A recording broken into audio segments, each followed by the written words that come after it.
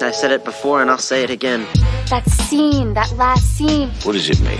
I'm the dude, you know? Get the fuck out of here. No, I cannot. That final scene starts now. Hello and welcome to That Final Scene, the podcast where we dissect the most memorable endings in cinema history. I'm your host, Sophie, and joining me as always are my co-hosts, Ben and Simon. How are you guys doing today? Good. It's too hot. It's too damn hot. I think I'm so energized that the theme tune felt really sluggish and slow, but it's just because I'm really intense. I was saying to someone that we were recording doing a Heat episode, and they were like, "Why are you doing a Heat episode?" And I was like, "Well, because we've talked about it a couple of times before, and also it's just so fucking hot right now." Wait, is there a movie called Cool? Cool Runnings. Oh, we should do. I mean, there's not much to talk about the ending of Cool Runnings. Massive chord. Yeah, such a great movie, though. Oh God. I feel like this is turning into a Steven Seagal podcast. So funny. That's Listen, okay. I don't think anybody's going to have a problem with that. Well, I feel like we have a TBT nostalgia moment to go through because before we just started recording, Ben, you brought up the iconic Xena Warrior Princess. Yes. Yeah. Which Simon had never heard of. I can't believe you have never heard of It's Xena. because I would have been about 10. Yeah, and I'm like, what, 6 years younger than you, so I would have been 4, and yet I know Xena. See, it was a dream. That means you watched it late. I was probably watching, I remember it used to be on after school, so I'd come home from school at like 2 or 3 o'clock. You know it was for kids then? It wasn't for it's kids. live action though, it's not a cartoon. Remember when like Sky One used to have like Stargate? I never had SG? Sky, Ben. Ah, well, there you go. See, I wasn't a Sky child. No, I was a Sky privilege. child. But like, just Dripping with privilege. Yeah, that dripping privilege of having Sky One, having 4 channels instead of 3. My God. The minute I left home, my mum and dad got everything. Like, so annoying. But I was so surprised, because I thought it would be like your level of cheese. It's just I think such you a would ridiculous love program. it. Like there's Well, just even so now? much to appreciate. It's a feminist, TV show when you Feminist think piece of about work, it. yeah. What was her like your friend? Gabrielle. The description of the show is fantastic. I mean, it's Xena, a mighty warrior princess with a dark past, sets out to redeem herself. She's joined by small-town bard Gabrielle. Together, they journey the ancient world and fight the greater good against ruthless warlords and gods. I mean, who doesn't want to watch Do you that know fucking what? TV That show? reminds me of my favourite TV show when I was a kid, and it's called Maid Marian. Do you ever remember that? Is that like a Robin Hood spin-off or something? Yes, exactly. Okay. But the protagonist is like Maid Marian, this girl character, and she is like a kind of... Oh wow. She's a She's a badass. feminist hero, actually. Okay, there we go. There you go. Yeah. And it was really cool because they used to let the kids sing along to the theme tune as it faded in. Why do I have a feeling there was a musical episode or something dumb like that? Well, Yeah. every show, like Buffy had a musical episode. Like Yeah. I'd say, I think a lot of shows back then had like a musical Ben, episode. I bet Yeah. you loved Buffy. No, do you know what? Weirdly, people have said to me that I should go back and watch Buffy because it's really good. But I've never. It was like I remember my aunt used to watch Buffy all the time.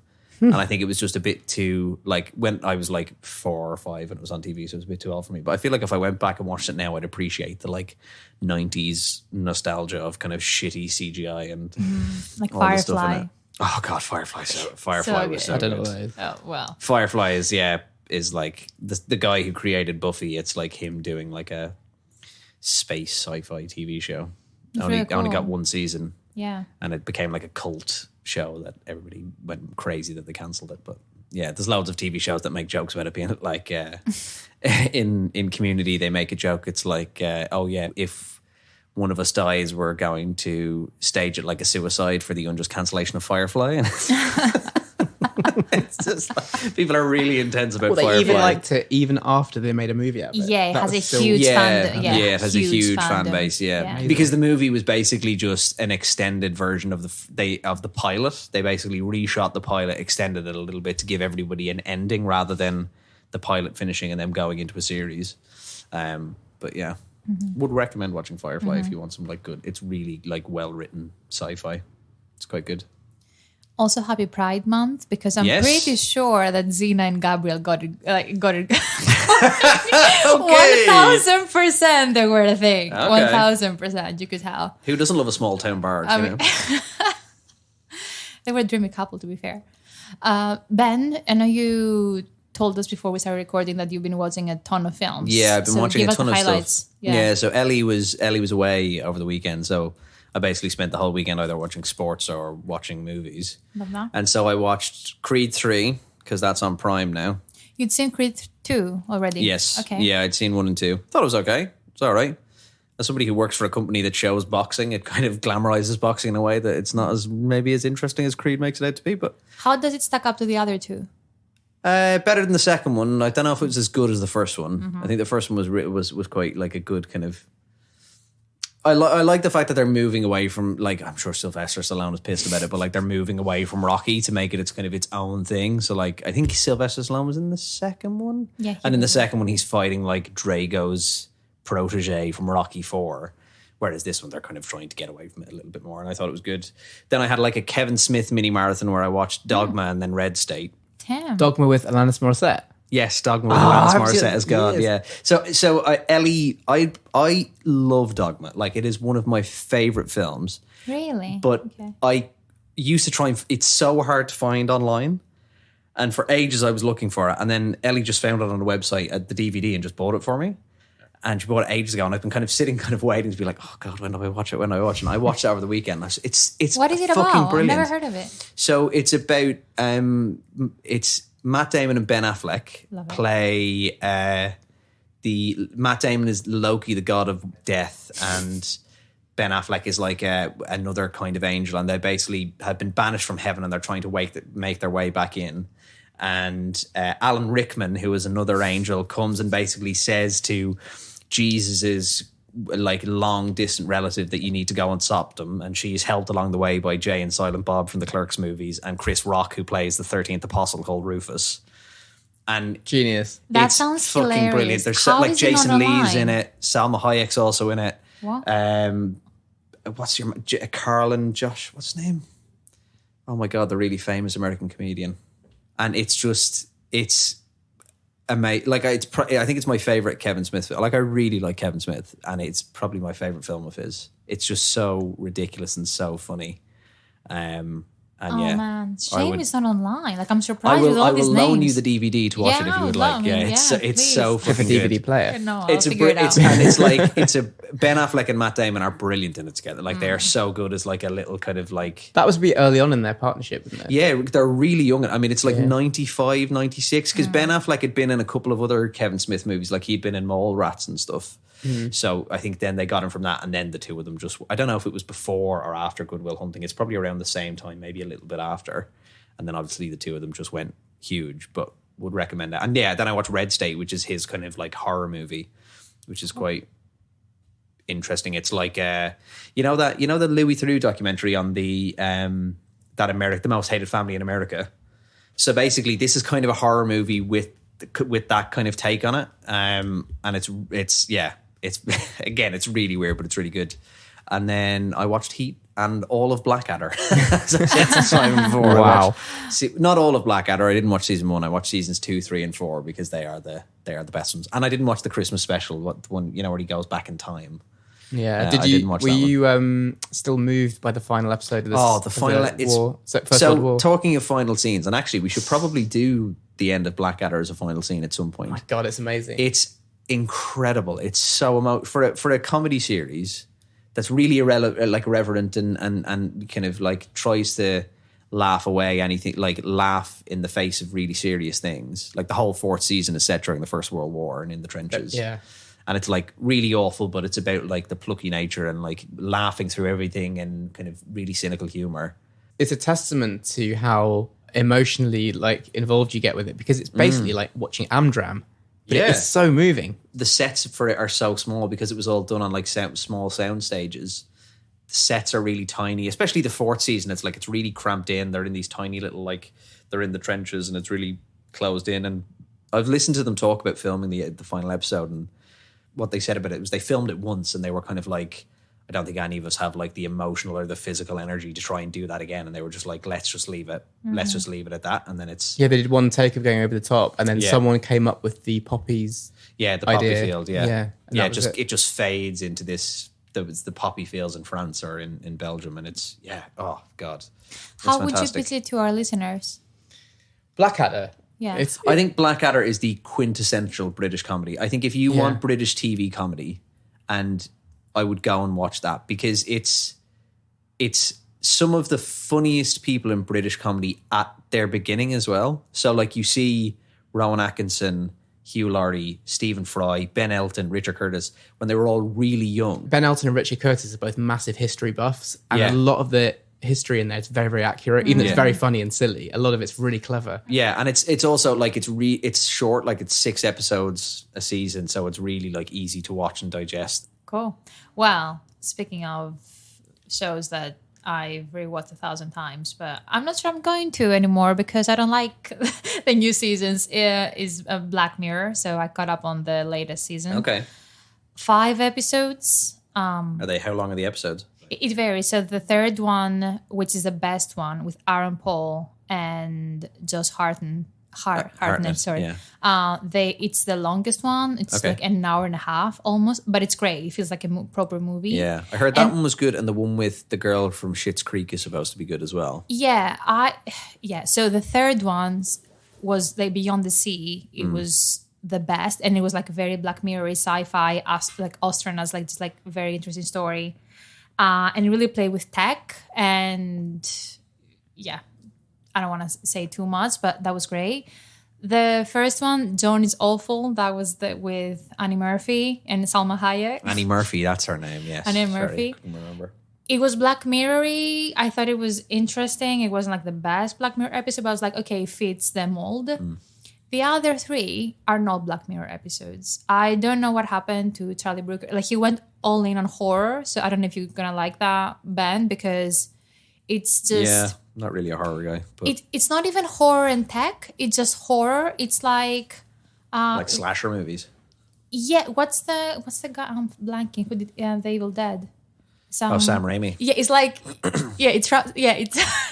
it's his kind of show, which is strange. So the second one is about explores true crime, right? The fifth one is about something supernatural, and the sixth one is about, again, something like supernatural and retro. That was I don't know if you've seen the movie. Have you seen the movie Sunshine, the Danny Boyle film? Yeah, Yeah. when they're trapped on the spaceship. Trapped on the spaceship going towards the sun. That was my biggest problem with that movie, was that it was this really interesting sci-fi story for like an hour and a half, and then the last 30 minutes it becomes like a horror slasher movie, and it's like, ugh. Yeah, so the tech angle is gone, which is surprising because I thought that's what Black was Mirror normally was what he all leaned about. into, yeah. Like Black Mirror, like our TV or camera, so among those lines, anything that it's a black screen essentially. But yeah, if I could boil it down to like what's the theme of the season, it's more about like horrible people doing horrible things. Like it just There's so many TV shows like that. Yeah, right now. it does pick what you can do for the sake of like spectacle, like vanity or like things like that.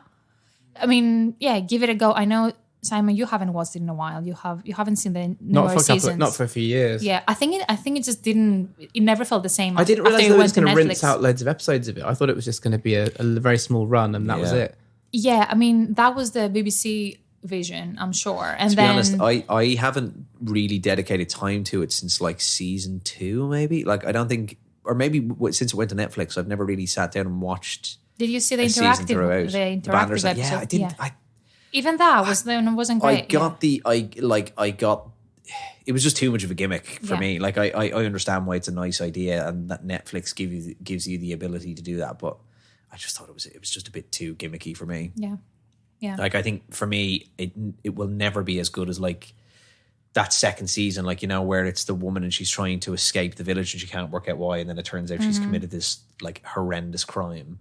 Like I can't remember what the episode is called, but it never gets better than that. And that first season as well, because it was so different to everything that was on like I still remember talking to people about that at the time and everybody being like, oh my, like have you what, like Was that the one with the the Prime Minister and the pig and It that was season something and, the nations that I can't remember the exact title. Yeah, and then there was like the Donald Gleason episode where he's dead or his girlfriend's dead, and like there's the hologram and stuff like that, and it was just amazing. And it was so White Christmas with John Hamm, incredible. Like San Junipero, incredible episode. Yeah, I mean, just amazing. So yeah, do watch Beyond the Sea, the third one. I think you're really gonna like it. As like watch it as a standalone. Sci-fi standalone. Yeah, you're really gonna enjoy. And Aaron Paul and Josh Hartnett, they're I have incredible. a 4-hour train journey ahead of me tomorrow, so maybe I'll watch it. Start with that, and maybe the second. Yeah, give them a go. The 4 and 5 are meh. Okay. Yeah. Simon, what's your highlight from last Well, week? I was going to cancel my Now TV subscription post Succession, Oops. Fair. but then I had a little bit of a look at Barry. Good. Oh, I thought you yes. Nice. I thought you were gonna say the Idol. Oh, yeah. The what? I feel The like I need to Idol. watch like an episode The or two Idol. of that to form an The opinion Idol. of it. I mean, Ben was talking about in This the is last the one I was episode. talking about a couple of The weeks back. Weeknd? The Weekend TV show that's about like Oh, an expose of the music industry. Yeah, it's supposed to is be it any awful. good? No, it's No, supposed to be apparently it's awful. dreadful. The acting Yeah. in it, there's, Yeah. just watch some of the clips online of some of the acting in it, and you'll It's understand. horrible acting Yeah. and writing. Let's It's go really back to bad. Barry. But go back to good acting and good Yeah. writing. it's cool because he's obviously suffering from post-traumatic stress disorder from Afghanistan. From the war. Yeah. And so therefore you give him license to do what he's doing, which is pretty shocking. How far into it are you? I've watched one season. Okay, the first nice. series. Yeah, at the end of that first season, my God, I really didn't expect that. It's quite mad and dark, but also quite poignant at times. I think Bill Hader is Phenomenal. who plays Barry and like writes the show is he underrated? Maybe people will say to me, "Oh, Bill Hader's not underrated," but I think as he's just a comedy genius. Like the guy is so clever. If you watch any of his stuff on SNL, like obviously I know there was a lot of them writing at the time, but like his performances on SNL were just amazing. He's so funny. It's kind of like he's playing someone on the spectrum a bit in Yeah. Barry, isn't he? He's quite sort of awkward. I would Yeah. urge you to go and watch his impressions videos on YouTube Oh, yeah. because his impressions are So incredible. funny. He's so good. And actually, considering we're doing Heat, he does an amazing Al Pacino. It's so good. He's so funny. Yeah. I really like the bold guy who's the the guy who talks like that. Yeah. He's really good. Noho Hank. No, Yeah, Hank. no, Hank's no, amazing. Hank is brilliant. Yeah, I Hi, hope- Barry. Yeah, I hope he gets the Emmy this year because He's nominated for he's Best Supporting Actor. What's Yeah. his name as an actor? What's his real name? something I can't remember. Cartigan. I mean, I don't quote me on I'm that, not but sure. yeah, he's incredible. He's fantastic. Yeah, so unique as well. What's this? It's a movie. No! Oh, I liked it. No! Can I say something? No! I don't get it. What don't you get about it? So we asked our listeners a couple of days ago the question: what's one movie you walked out of and why? And I have to Love say, this has been our most popular question to date. We've got over 150, maybe 200 comments and counting as of today. I tried to read every single one of them, but I'm sure I missed a few. Some interesting themes for sure. A lot of Fast and Furious, Yeah. a lot of Aronofsky, a lot of Avatar mentions. Yeah. But many of the movies and the reasons that people kind of, I don't know, like gave up on certain films made sense to me. They were kind of relatable. But I want us to go through as many as we can. So I can start. So our friend, comedian of cinema, never walked out before, but nearly did during Jurassic World Dominion last year. Just awful. I've heard the worst. Dude, that's like, not surprising though, is it? no, you know what? The first Jurassic When World they was brought actually it back. good. Yeah, I enjoyed the first Jurassic I World. enjoyed thought the it was first, good. yeah. But to mess it up when you bring back the original gang is like. But what I are think you that's doing? exactly- Are they ancient? Yeah. Yeah. So what? But I think that's the problem, though. Yeah, that's the just they problem. don't need to. They didn't need to bring back the original gang. They should have Yeah. just kept it as they were. Like I think I didn't see it either. But from what I mean in the trailer, they just kept showing like it seemed like they were trying to recreate scenes from the original Jurassic Park where Sam Neill would say something and then Chris Pratt would be going Yeah. to say the same thing. That He'd be was like, so oh my cringy. god, it's like we're the same person. Oh, Yeah, that was so cringy. off, come on. Yeah. What a Feeling, I don't have their name, so What a Feeling says, Miami Vice, Colin Farrell was supposed to steal my heart. What they stole instead was the good money I paid for that movie ticket. Yeah, dreadful film, absolutely dreadful. Uh, That was in Colin Farrell's handlebar mustache phase. My Colin God. Farrell. yeah. Yeah. It's not Yeah. good. He was a Hollywood hunk and not acting very well. Yadra C, Tree of Life, haven't physically left the theater, but my soul left and she wasn't happy. What is Tree of Life? I feel like Oh my God, it's a Terry Gilliam film. So that tells you all you need to okay. know. With Brad Pitt and Jessica Chastain, and it's the slowest film. It's a okay. kind of like fountain, very meditational. Yeah. Let's look at a tree for like 20 minutes sort of film. Okay. Poor Terry. Poor Terry. He's had a tough time as the director, hasn't he, Terry? He has.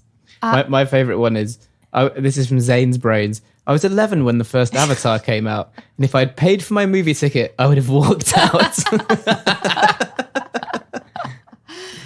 have another comment from Ram Lumbreras. The first Avatar just wasn't into it, but I mean, I was also on a date and I was 16.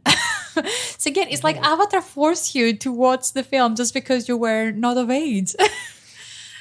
It's so funny. Angel M2448. I almost walked out of Fast X due to the sheer stupidity of the movie, but I'm part of the problem because I just have to know what happens next, stupid or not. Hashtag sorry, not sorry. Hashtag family. Is Angel M2448 going to go to the next two movies? Because they have two more planned for this. I think it's his version of Halo. You know, he's going to hate watch it till the end. You got to do it. Sometimes you just got to stick with it. What can you do? And another one that I had was kind of funny. Yeah, It's Me, Fools. That's the name. I almost walked out on Lightyear. Did any of you watch that one? Lightyear. The Pixar one. Chris Evans, No. yeah. That movie was so boring and I was just on my phone the whole time. Unfortunately, I paid a good amount of money, so I stayed until it was over. I was the only one in the theater, so I guess I should have taken that as a sign.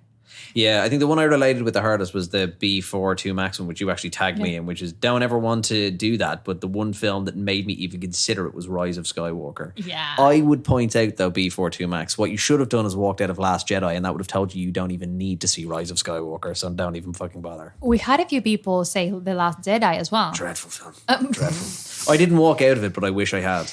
The premise of the film is the world's slowest car chase, and it's fucking awful. My God. The world's slowest car chase in space. Does that count as a Star Wars film? Yeah. It is a Star Wars film, yeah. But the whole, it's, oh God, I wish I'd walked out of Someone's it. written Fargo. Really? What? Someone said Fargo. Yep. Why? The critically acclaimed movie with a completely absurd cast of characters was horrid awful. Oh my God. We did have a few hot takes. Someone said La La Land. Someone else said Actually, Everything I was Everywhere gonna All say at that Once. one. La La Land, I've never got past the singing on the motorway at the beginning. I'm not. It's a good that opening doesn't scene. You didn't surprise like me. that. I don't know. I wasn't in the right frame of mind. Okay. Everything Everywhere All at Once, which is a bit... No, yeah, fuck yeah. off. No. I get it. Like I thought when the credits came up halfway through, I was done. I have to sit through another hour of it. I did like this close to walking out of Babylon, some of the most mind-boggling nonsense I've seen in a while. It's so divisive. I'm dying to see it. It's so bad, and it kind of only gets worse as it go on. And you think you've seen everything. Out pops Tobey Maguire in the creepiest role of his life, and you couldn't be less ready. That's from A. Stadell. Thank you, A. Stadell. That's a great so comment. funny. It's just a bad movie. I guess you could say it does some things well, but it doesn't do any of them right. A movie with a POV shot of getting shit on your head by an elephant, a sex worker getting peed on, and then ODing 2 minutes later. Margot Robbie being bitten by a snake, cutting its head off and sucking out the venom, then making out with her savior, eating a bunch of nasty looking stuff, then projectile vomiting on the party host, all to be crowned by some hardcore rat eating fetish performance.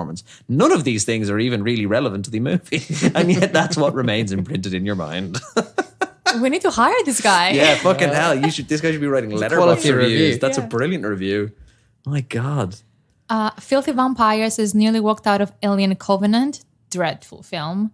But the room was pretty packed, so I was embarrassed to leave. Would have been less packed, I would have run the fuck out. I want to normalize walking out of the theater if it's not serving you. Like, why have a terrible time until the very end? Now, here's one that I think this hits home for me, this comment. Because I specifically remember the bit in the film that they're talking about when they say this.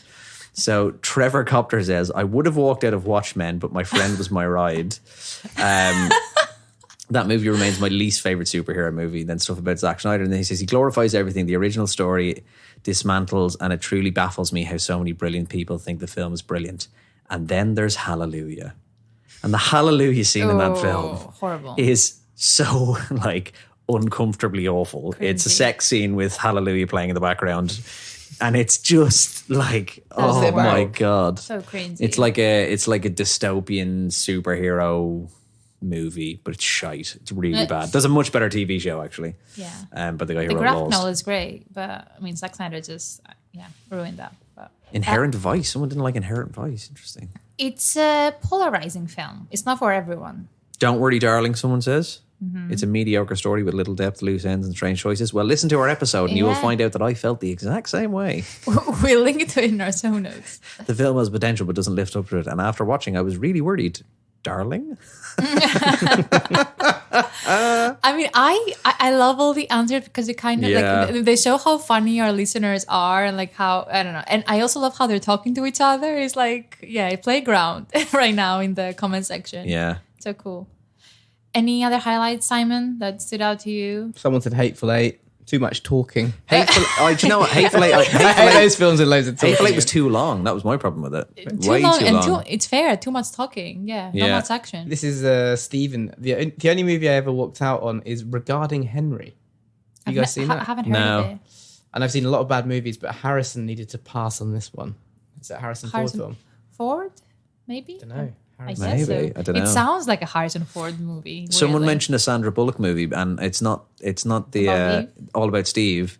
But the Sandra Bullock movie I wish I'd walked out of was The Blind Side. Luckily, I didn't have to, because when I went to see it in the cinema, the reel exploded in the camera, so the whole screen went basically it looked like lava, and we had to leave. What? Yeah, I was really glad because that movie was so fucking dreadful. Yeah, I still maintain that Sandra expensive. Bullock has to give the Oscar back for that. She did not deserve it, but what can you do? Friggs81 says, Act of Valor, a movie with real Navy SEALs acting? Why? I thought it would be so good. I don't know. It took about 10 minutes before I realised it wasn't a documentary. That is so funny.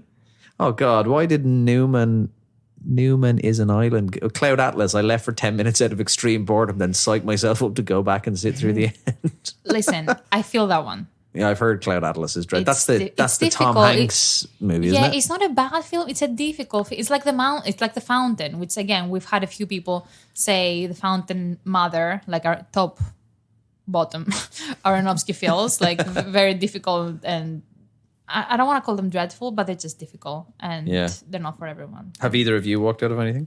Yeah, I think I've said before, A Silence, the Scorsese film. I don't think it was a bad film. I just thought it was very slow, and it had a sort of like meditative look on Jesus Christ, and I'm like, I can't watch a 3-hour movie about monks. Like, that's not my vibe right now. Fair.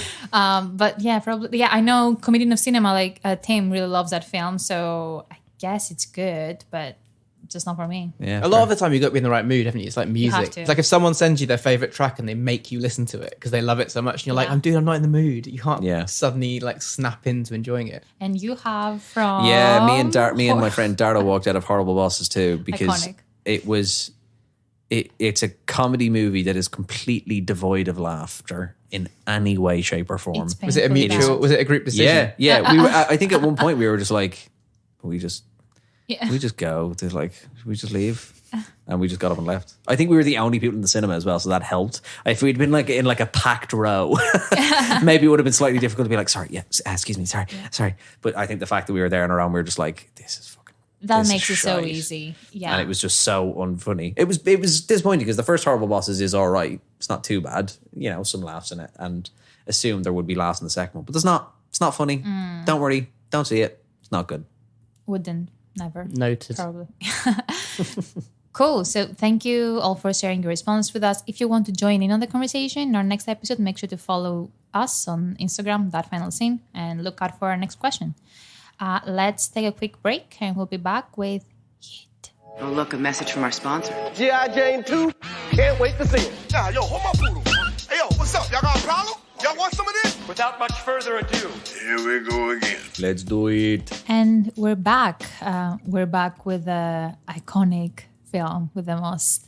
I like to think it's one of the most iconic shots of all time, the final shots of all time.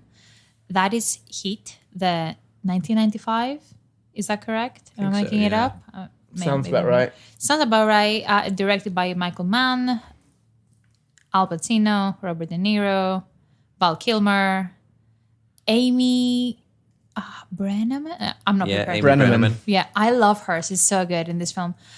Okay, Tom Sizemore, John Voight. Ooh, yes. It's a huge cast. Ashley Judd.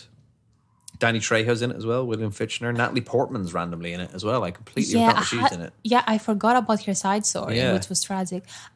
Side note and random fun fact: the guy who plays Waingro, Kevin, Yes, what's his face? He Who looks like Buffalo Bill from Silence of the Lambs. well, he did jail time a few years later. Oh, really? I just didn't have time to look it up, like what for. He has that glint in his eye. Well, he does. And the funny part is he did jail time for 2 years and his nickname was Wayne Grow in prison. Oh, of course it was. He's a terrifying character in that film. terrifying. He's terrifying. He's really scary. He's brilliant. Okay, so to set up the plot real quick, Hit is a crime thriller that follows the story of a group of professional bank robbers led by Neil Macaulay. Is that right? Yeah. Played by Robert De Niro. Neil. Fine. Neil. Yeah. And the dedicated LAPD detective Vincent Hanna, portrayed by Al Pacino. The movie follows their parallel lives as they plan and execute a series of heists while also dealing with their personal relationships and problems. The movie is famous for its realistic depiction of crime and police work, as well as its epic shootout scene in downtown LA. It also features the first on-screen meeting of Pacino and De Niro, who had previously starred in Godfather Part 2, but never shared this scene together. I hadn't realized that, but it's true. Cool. So before getting into the final scene, how do we feel about this film? I know, Simon, you have seen it a few times. Does it change? Like, does your perception change? No, it never gets old.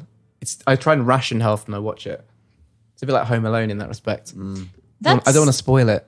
I mean, what do you mean? We are spoiler territory. Well, if I watch too much, watch it. If you watch it, I thought you meant literally. So I see. Also, what's interesting is the set design hasn't really dated too badly, because you know the way Vincent, is in this really trendy minimalist apartment. And I remember when I first saw it when I was probably a kid, I thought that was cool, and now I still think it's cool. I don't know if that's because I haven't moved on. I mean, it's a kind of it's interesting because the kind of person that doesn't get attached to many things, just like a nomad in a way. It's not digital nomad, but more like a nomad of his own life. So I get that aesthetic.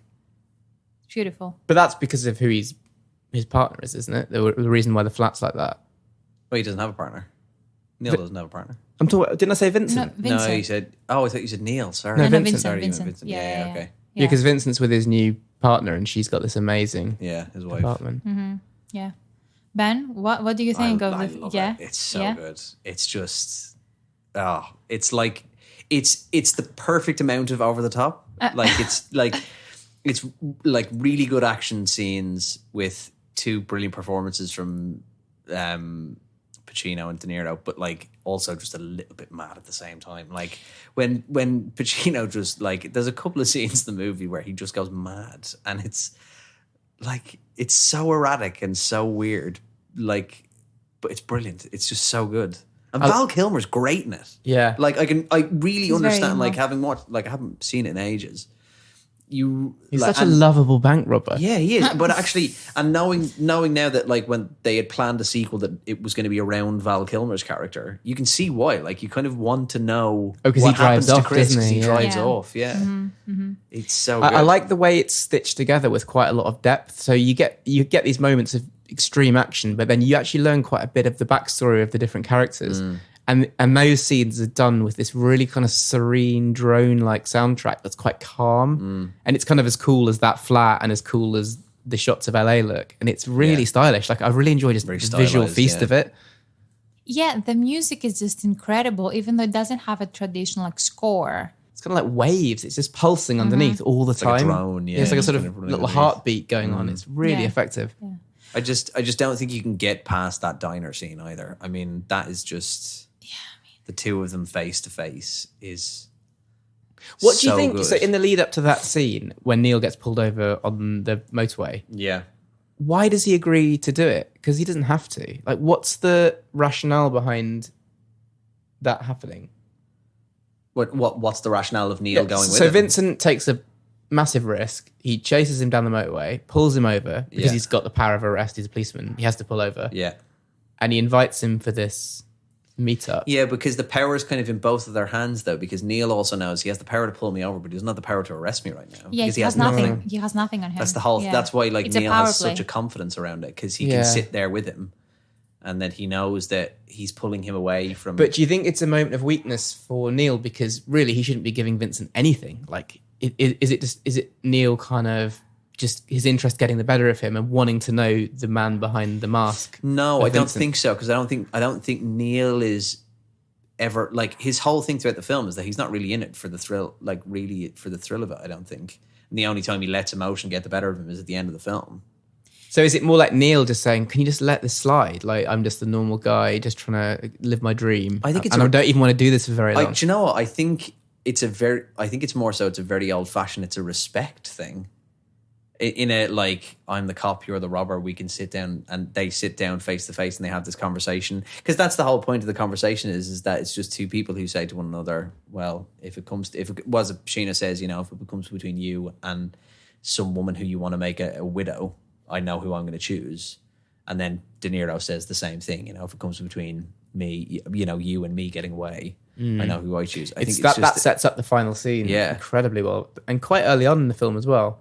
It's quite a long film. It's long. Every time I watch it, I'm more surprised. Yeah, it's about 2:45. Definitely earns its length, that film. Yeah, it doesn't feel laboured at any point, because it kind of like interjects with really good kind of, because the bank robbery in LA, the main bank robbery scene is probably after about like an hour and 45, 2 hours. You still have almost an hour to go in the film after that's happened. Whereas normally that would be like the set piece that kind of ends the film and then they get chased down. But actually there's a lot more then still to go.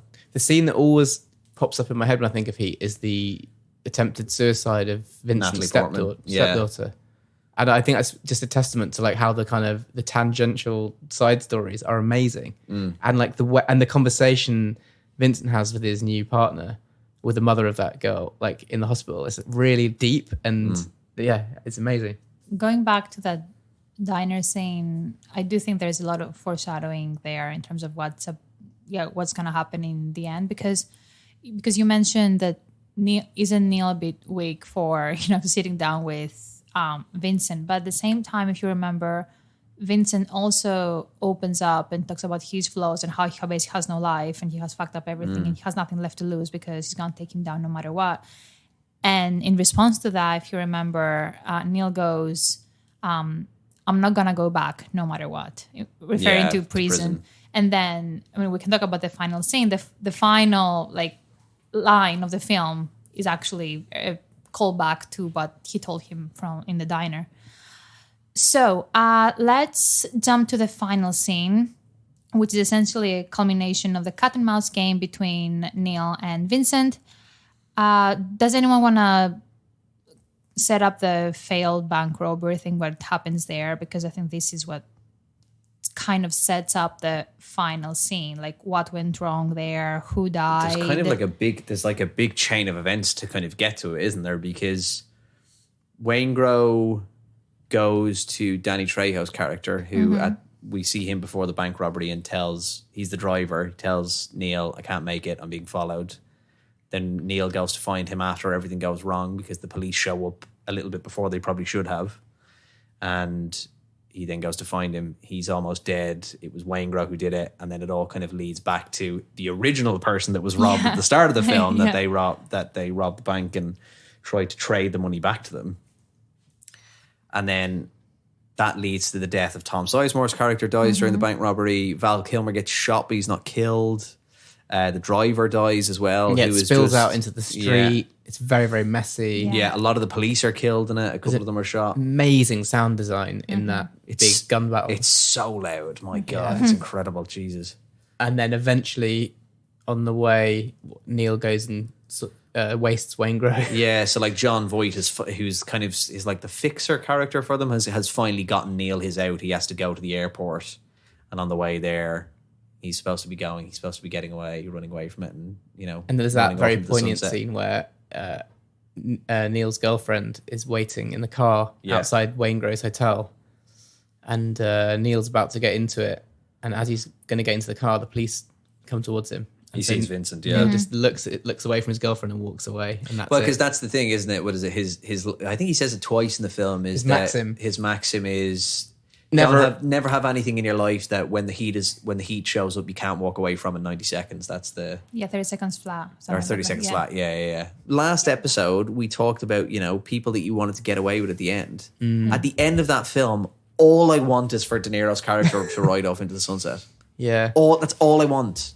All I want is that to happen. Yeah. I want him to not go and get Waingro because it's not fucking worth it. It's not worth it. You could finally be happy. When he makes that indication on the freeway. Just pulls across the road. Oh, man, you're just like, fucking no. Oh, so I'm good. still Team Pacino. I'm glad you got him. Really? Yeah. But like to be fair, they I love both Pacino, lost. and it's They're one of both those lost. ones. Like I feel like in films like that where I feel for the bad guy, it's because I hate the good guy because he's a bit of a too much of a goody two shoes or something like that. Whereas Pacino's character is just so wild. Dude, you know? if the film had ended with Neil winning and Pacino dying, I wouldn't have enjoyed the film. I would have had a completely different feeling about it. So what happens? So he kills Waingro. Yeah. He's And walking back. He's set walking off the back. fire alarm in the hotel. So there's all these police and like firemen, and he's walking towards the car. And Vincent has arrived at the hotel. Yeah, he's kind of like one step ahead of him. He finds him at the hotel. And he sees the car. Vincent sees the car sitting in the alleyway. And while everybody's running, he sees this woman sitting in a car, and he kind of goes, I don't think he knows her. I don't think he knows who she is. He just has a hunch. Maybe I he think. recognizes the car, but Yeah. he just has a hunch, and he looks at her and he goes, what's that about? And starts walking towards her. And that's when Neil walks out dressed as a security guard. Yeah. And he sees him. And as you say, Simon, there's that look between the two of them. And he just runs. He's gone into the crowd.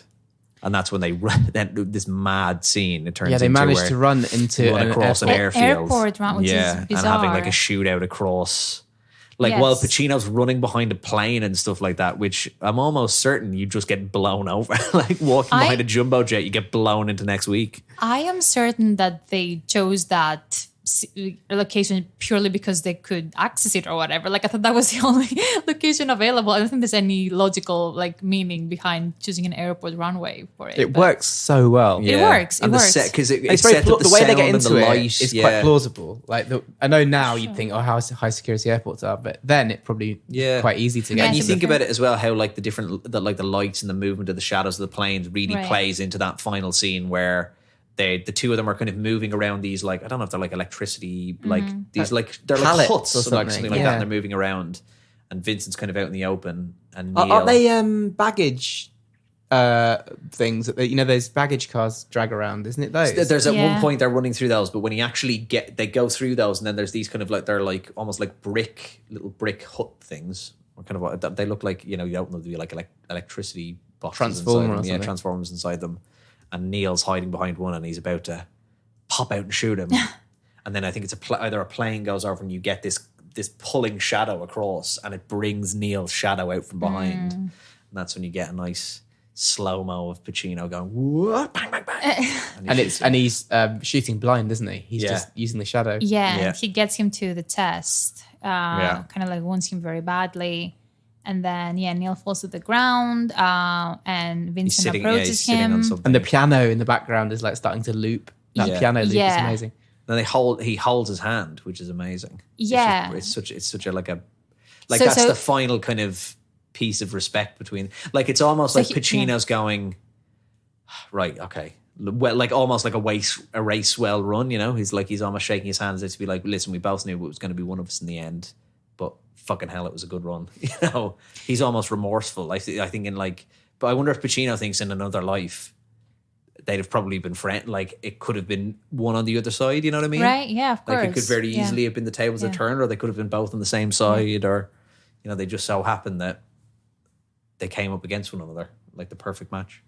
And I think the hand-holding comes right after Neil says to Vince, I told you I wasn't going back. And Vince goes, yeah. As in, like, we are aligned, we're in agreement, let's do this, it's over. It's not like I won, you lost sort of thing. It's more like, this is life and this is what we signed up for, really. Yeah, to the death.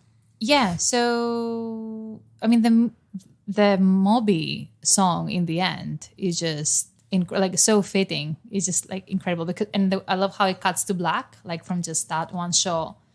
Incredible, like final shot. Like I want it as a painting, to be honest. It's definitely It's one so of good. those endings where you sit in silence for a moment and you can't talk. Yeah, The first I time you watch genuinely it. sat there being like, Okay, you kind of feel like you've been through an ordeal. Yeah, like you've been hot, like especially that last like 2 or 3 minutes when they're when the cat and mouse chasing one another out. You're like holding my breath and stuff, being like, oh god, if I breathe, he's gonna die. Yeah, he's gonna shoot him. My breathing can directly affect the outcome of this film. Directly affect the outcome of this film. That's 28 years old. Is it really? Yeah, God, 95. So yeah, 28 years old. Okay, question number one, obvious question for the final show. Why does Neil hold Vincent's hand? Like, why does he make that? I think it's I think it's like a handshake. It's like a well done. Listen, I think it's almost like you almost want to be like, you got me.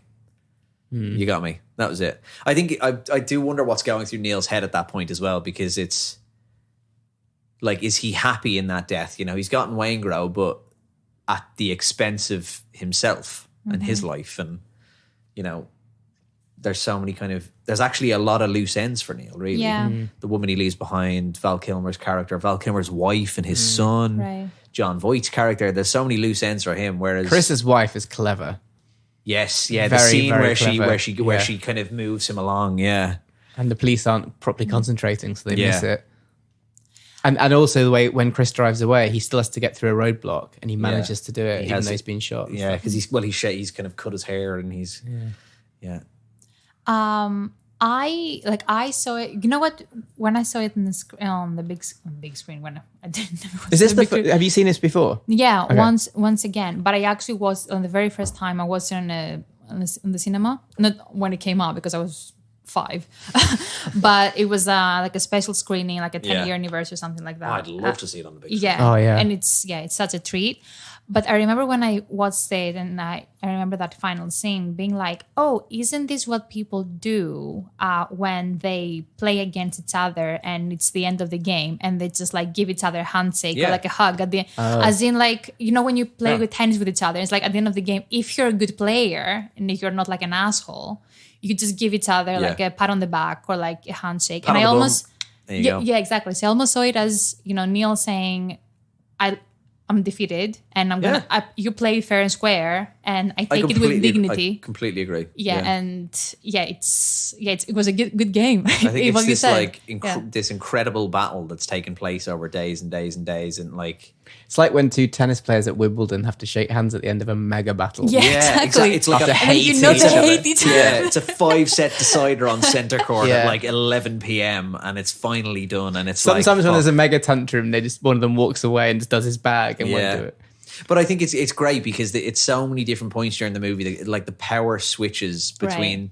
It switches between Vincent and Neil, and like, you know, for a lot of the time, Vincent's not looking good, is he? He just looks overworked. He's tired. They haven't got any leads. There's that big mistake where one of the officers bangs his gun on the container that they're in, and he just sees Portman's suicide attempt. Yeah, his stepdaughters. Yeah, he's not having a great time. Whenever he feels like he's on top and he's got a lead or something, that's when kind of Neil, because there's that scene as well where they meet in the middle of all the shipping containers. And they follow them there, and they're all like, "Why the fuck? Like, what do we see? What are we seeing here?" And then Vincent finally realizes we're not seeing anything; they're seeing us. And it was Neil. Like, that's a fucking great scene, and he's on top of the crane with the camera.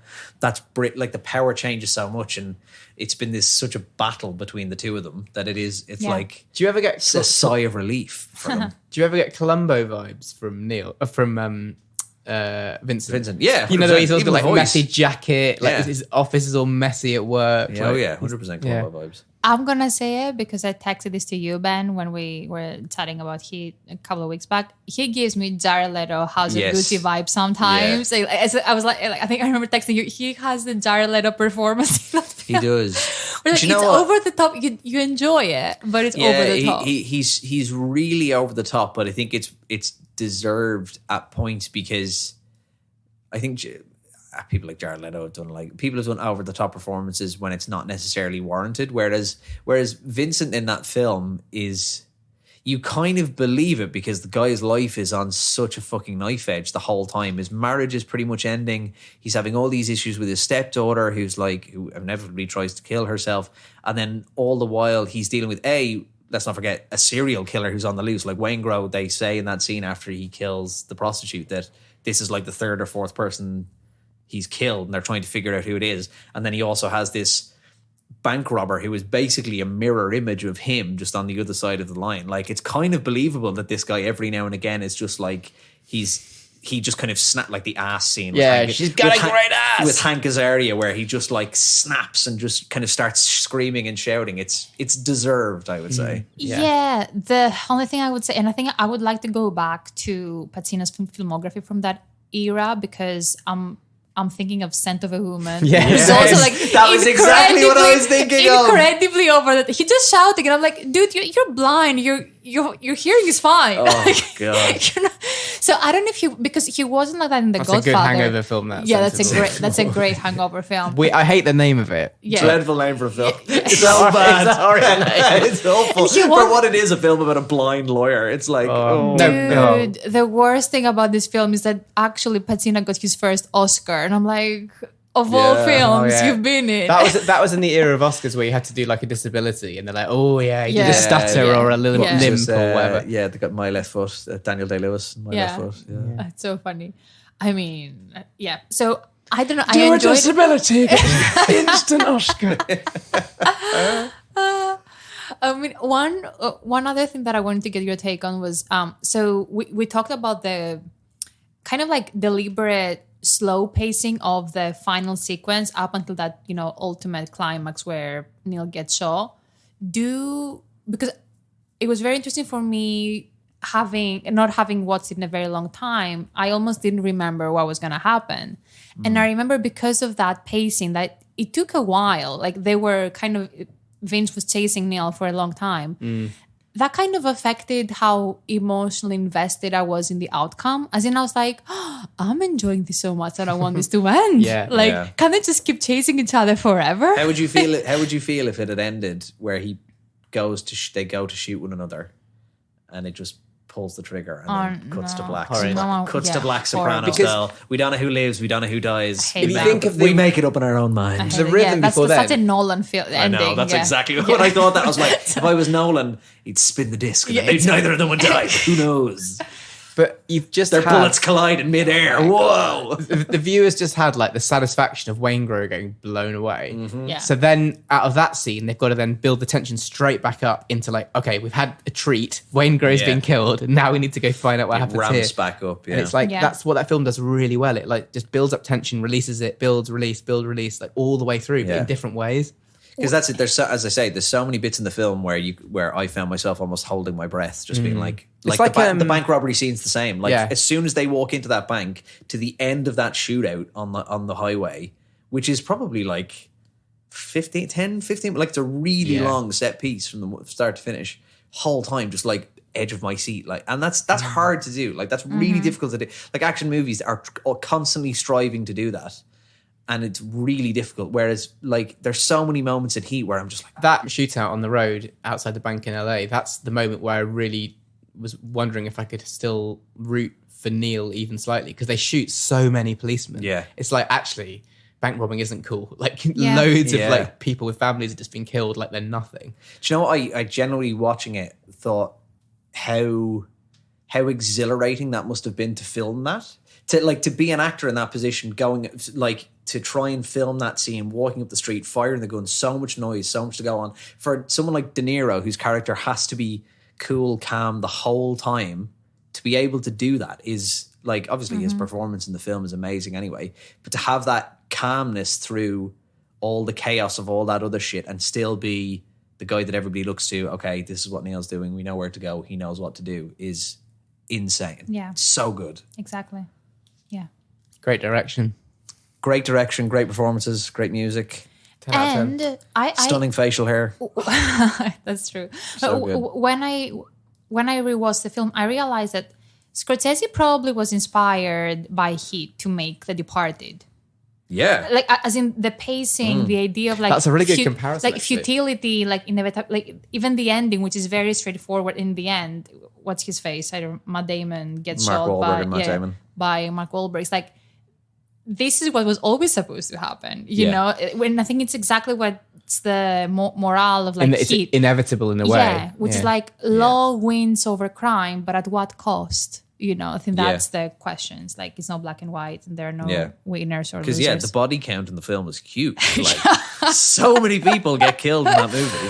Exactly. Get killed or like assaulted or like, because don't forget, then he also goes and kills the banker who sent Waingro after them before that. So that's the first person Neil goes after. Oh yeah, in his mega posh house. Yeah. And Neil's so ruthless about that stuff. He just Yeah. throws the things to the window, asks him where he is. Like normally in movies like that, you get a bit of like there'll be a bit of dialogue, or they get really emotional or something like that. And all he does is ask him where he is and then shoots him. And then even with Waingro, he's just like, look at me, bang, and that's it, and that's done. That's There's he's a nutter. Yeah, that's true. That's why. He deserved that. To be fair. Yeah. Cool. I think we solved the ending again. Yeah. Yeah. Thank you for joining me once again. Thank you for all your great answers. Here's to never walking out of a film again. Or maybe do. Wouldn't I have don't walked know. out of Heat, I tell you that. If I see it in the cinema. No. Stay until the end of the credits. Because I wouldn't know what to do. Are you wishing there was a post-credit sequence? God, wistful thinking. Where like Neil's hand comes out of a grave and then it turns into an Evil Dead movie. Post-credit wait. scene. Yeah. Where it's like the end of Point Break, Val Kilmer surfing, and So they just recreate the end of Point Break, Val Kilmer surfing, and was it Vince? Vince comes to find him on the beach. that's so funny. HCU, Heat Cinematic Universe. That's what we need to do. We need to do Point Break. Fuck. What a movie. I'll be up for that. We should. Another bank robbery movie. I would love that. I mean, it's not the next episode, but we'll do it. it's happening. I mean, it's going to be like a summer, summer episode. Summer blockbuster episodes. Come on. Perfect. Cool. As always, if you listen this far, take a second to leave us a 5-star review wherever you're listening. And if you're as big of a fan as Michael Mann as we are, share this episode on your stories and the movie group chat. Come back in 2 weeks for the final scene of Spirited Away, our first animation, right? And anime at the same time. Yeah, I think so. Yeah, that's exciting. Until next time, stay cool. Goodbye. Oh, look, a message from our sponsor. Did you like it? Did you like that? Did I like it? I loved it. I had no idea you could milk a cat. I have nipples, Greg. Could you milk me? Good morning. Morning. Good morning. Oh, and in case I don't see you, good afternoon, good evening, and good night.